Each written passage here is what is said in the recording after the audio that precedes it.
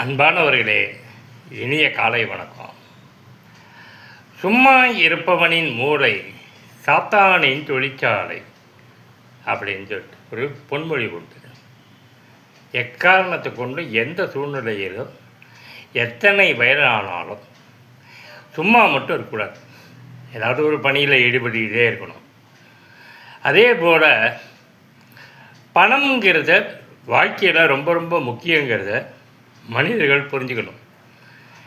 எவன் ஒருவன் சம்பாதிக்கிற பணத்தில் 20% ஃபஸ்ட்டு சேமிப்புக்கு தான் நான் வைப்பேன் அப்படிங்கிறானோ, குறிப்பாக இள வயதில் அவன்தான் சிறந்த புத்திசாலி.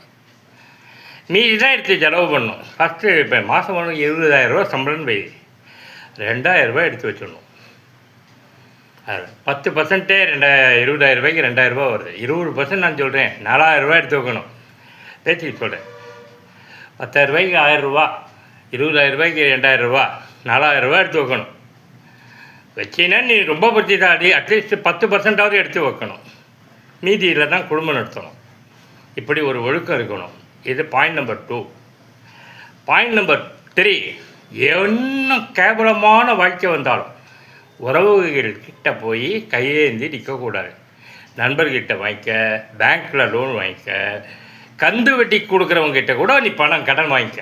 ஆனால் உறவுகிட்ட வாங்கிக்காத. ஏன்னா உறவுகள் அமைவதே ஒரு ஆசீர்வாதம். ஃபஸ்ட்டு நல்ல உறவுகள் அப்படி அமைஞ்சிட்டா உனக்கு ஓகே.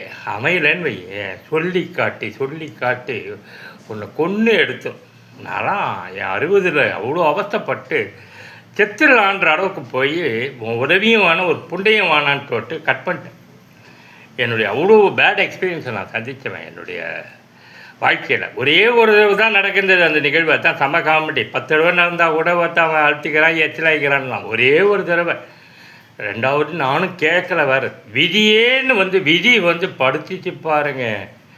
1.5 வருஷம் மேலே அவர் இன்னும் மறக்க முடியல. அதனால தான் நான் என்னுடைய மாபெரும் காயம் இருக்குல்ல வடு, அதை உங்களுக்கு ஷேர் பண்ணுறேன். உயிரே போனாலும் உறவுகளிடம் மட்டும் கையேந்தாதீங்க. கையேந்தியவர் சூடலையே வச்சுக்காதீங்க.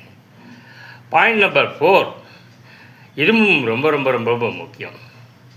62 வயசு தாண்டிங்களா, உங்களுக்கு பென்ஷன் வந்தால் ஓகே. பென்ஷன் வரலைன்னா ரொம்ப கஷ்டப்படுவீங்க. அதனால் பாதுகாப்புக்கு ரெடி ஆகிக்கிங்க. உங்களுடைய வாழ்க்கை முழுவதும் உங்களுக்காகவே வாழக்கூடிய துணையின் மீது பிரியத்தை அதிகம் வைங்க.